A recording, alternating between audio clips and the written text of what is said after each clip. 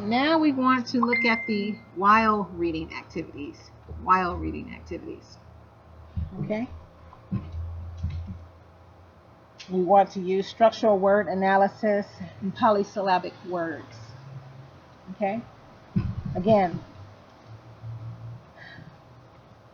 while reading activities for vocabulary development, decoding and comprehending polysyllabic context area words. All right.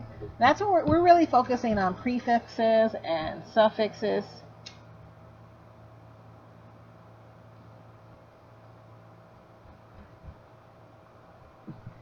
When we're in this section, you want to use strategies to divide the word into open and closed syllables. Analyze each syllable structurally for its meaningful parts. They should have had previous instruction on that. We talked about that, right? Remember we talked about previous instruction in that area. We want to teach them how to reassemble a word and check the structural meaning against its text meaning, its in text meaning. Okay?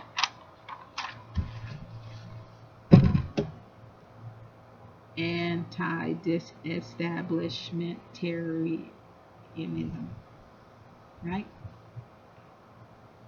And the closed syllables are in brackets. Anti-dis s. Okay?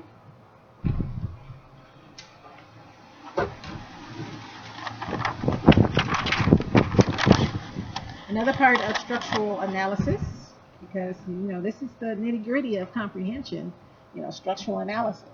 Because you're comprehending, you're reading words fluently, you're going over those sight words, easy peasy, no problem. But sometimes you're going to come across words that you don't know, and so you have to know how to break those words apart, look at their base parts, and then pull them back together. It's a part of comprehension. You can't just say, I've never seen that word before, so I'm just not going to read it. You can miss vital information. All right? So morphology for structural analysis. Morphemes, the smallest meaningful unit of a word. Remember our word, anti-disestablishmentarianism? Right? Remember that? You're looking for the smallest meaningful parts, the parts that actually have meaning all by themselves. Right? Here's an example. Cat. Right? Cat has 3 letters, C-A-T, and cat has 3 sounds. Remember how I told you to write sounds? 3 sounds, right? So it has one morpheme, okay, cat. When they come together to make one morpheme equals one morpheme, cat. When they come together to make one meaningful unit. In contrast, cats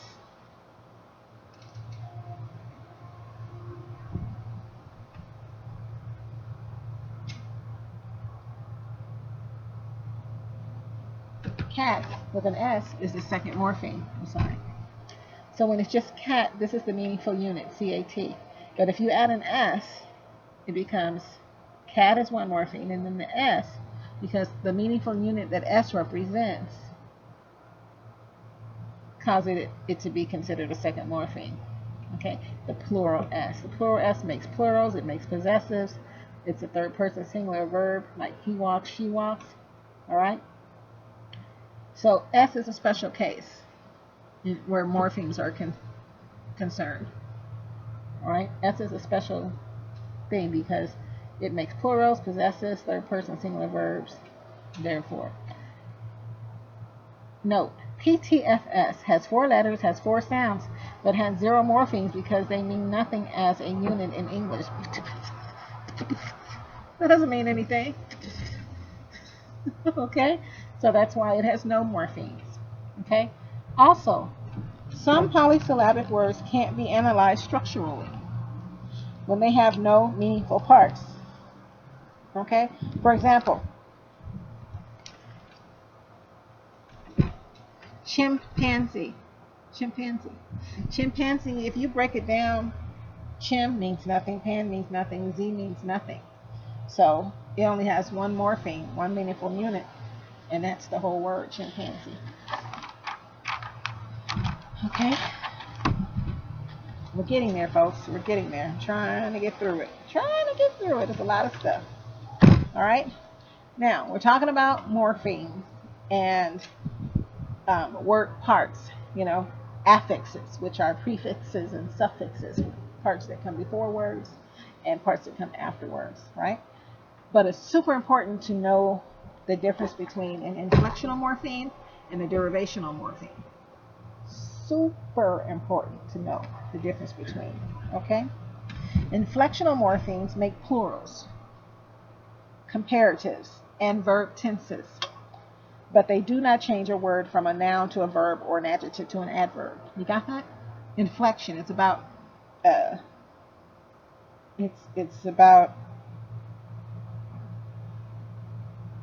plurals and possessives and comparatives. The meaning of the word doesn't change at all. It just becomes plural. It becomes a possession of someone. It's about tenses of the verb, but it doesn't change the meaning of the words. Not just words, it just doesn't change the meaning of the words. Okay, now derivational morphemes can change parts of speech of a word. Words are picked apart into their root, bases, and affixes as they are reading. Prefix, base, word, and root words. Adding full to beauty changes it from a noun to an adjective. Just adding FUL. You get that? So derivational morphemes are changed because they have individual parts. Beautiful. Okay. The activities that you can use for derivational morphemes is students look for derivational words in their text. Right? Teacher models for teaching Greek, Latin words. The teacher says, many words we know have a Greek or Latin root, like tele. You show them a telephone. Tele means to send. Okay? Then we can write more of those root words on the board and show them what they mean. Make a chart in your classroom so that, the students can refer to it. Have it in the reading center, have it posted large in the writing centers or in the front of the classroom if you have space for that. Or when it's time to do a text reading, they can have that chart on their desk to refer to so that they can independently learn how to break those words apart by their structure. Okay? Search the text together, make a chart together, read a text together, check for understanding. Okay? Now, you can do word sorts based on sounds. You can use pocket charts to show that adding S in word changes the word, or dropping letters when you have double letters like dropped and dropped. It still means you dropped it. It just changes its form.